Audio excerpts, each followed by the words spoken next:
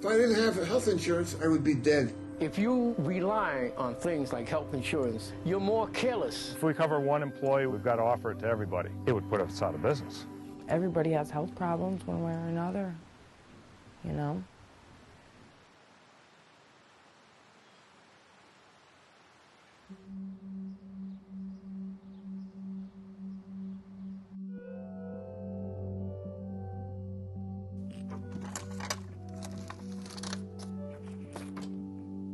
Okay, this is my son, Ethan.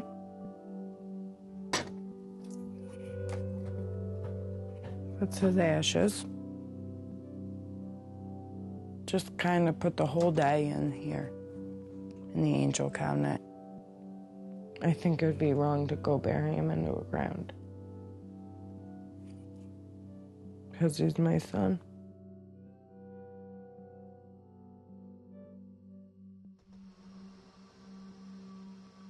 I was at my house here. I was sleeping, and then I woke up, my water was broke. Went to the doctors, and they said, well, you're about to deliver your son. And I said, I can't, I'm way too early. That baby's too small, I can't. We call it we're pregnant, you know, and all the thoughts that you already plan on, doing this and doing that and getting this for him, and you know, it just all stops and just plunges, it's all gone. I'm not doing it. You have to push, you have to. You gotta deliver him, and you gotta deliver him. And I'm telling him I don't want to deliver him. He wasn't gonna make it. When I was pregnant, I went to apply for health insurance so I could go to the doctors, because you gotta do an ultrasound to get an exact date.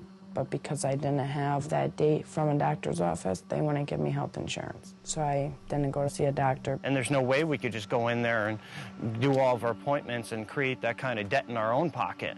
You know, I mean, doctor's appointments are ridiculously expensive, I'm sure you know. We're just looking at each other. We didn't know what was going on. I'm hooked up to monitors. I'm hooked up to a whole bunch of things with IVs in my arm. I can't get out of bed. And then they walked in with Ethan in a blanket without him covered up, and they said, here's your son, he just passed away. There's certain things that doctors have to do step by step. In that 4-month period, they just skipped all that, then Ethan just came out early.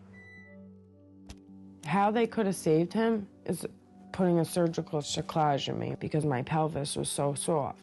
Now, if I would have had health insurance, I would have had a surgical cerclage, and I wouldn't have lost him. You know, I've been through some crazy shit in my life. You know, I experienced relatives die, or, you know, friends get shot and they die. But this is completely different. When your son comes out and then got to hold him and everything, and it was, like, I gotta say, the worst part of our relationship in my life, worst thing I've ever went through.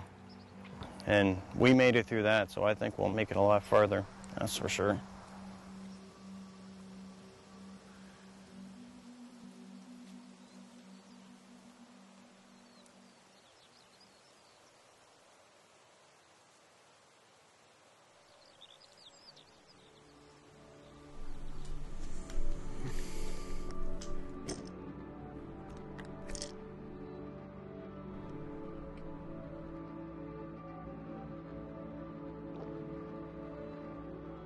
I was having siding put on the house. There was material all over the place. And I was like, you know, walking through a minefield. And my legs got sort of twisted up and I went, boop. When I sidestepped, I tripped over my own feet and my face hit a saw. And that was it. I broke an artery in my face. It's just a lot goes through your mind. Like, what am I going to look like? Am I going to die? Am I going to bleed to death by the time the ambulance comes? How's this going to affect my wife? Because the blood was just pumping like this, squirting out of my face. So there's no illusion. You're going to die. If they don't stop the bleeding, you will bleed out 5 minutes. I don't know what the time is. That's for real.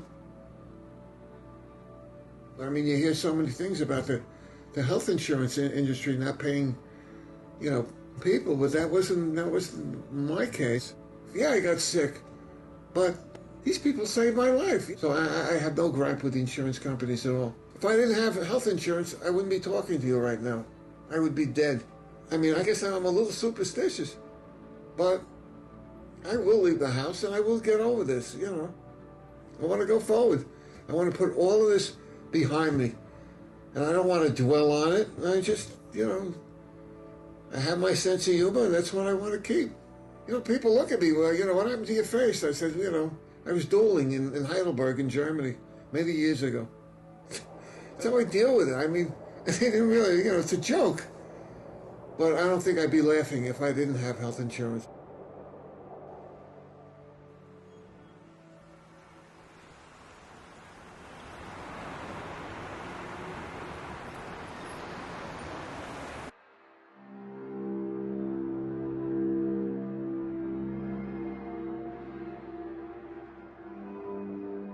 You see the paint? It's coming off. Now you're starting to see the copper color coming through. I like to skip certain steps because I expedite things the way I do them this way. You walk around the block to get next door, which I don't like doing. I like to go right next door. Well, people call me a locksmith, and I really think I am a lock expert. I can repair almost any lock.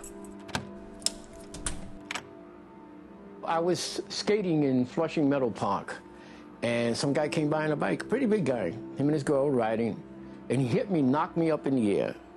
And when I landed, while I was coming down, the weight of the skate turned my ankle. I didn't even know it was broken at first, but when I tried to walk, it was like a Raggedy Ann. I mean, like there was no bone in there. And the foot was actually hanging grotesquely down.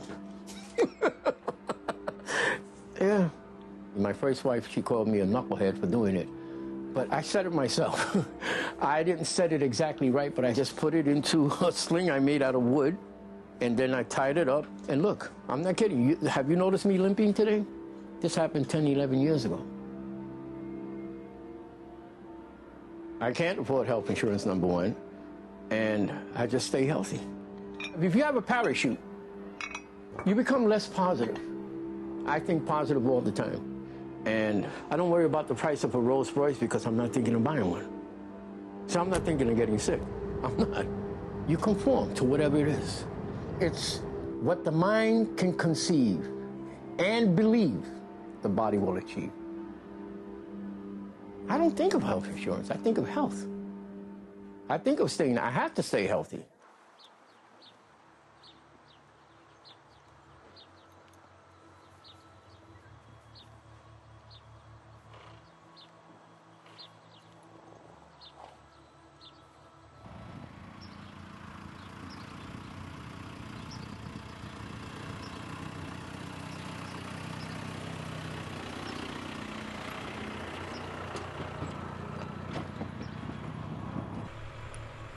I love equipment.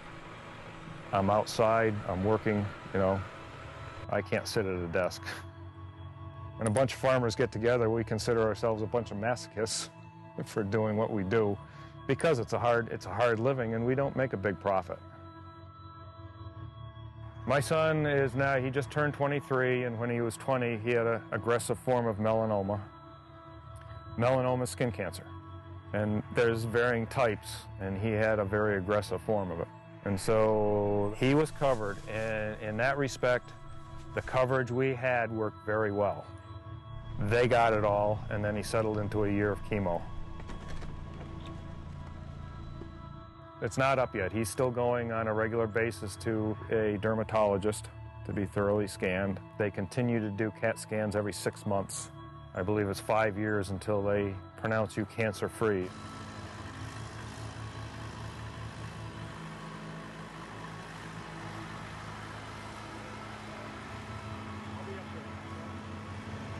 Of the two sons, I would have guessed that he was the one that was going to run and go.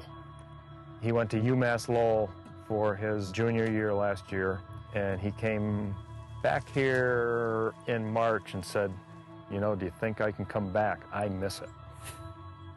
I want to be here. And that floored me.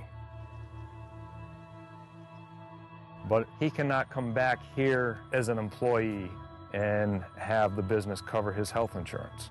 Farm is tough to turn a profit. Cancer is known to come back. Cancer is expensive. If we cover one employee, we've got to cover everybody. We've got to offer it to everybody. And it would put us out of business. Pure and simple. We couldn't afford it.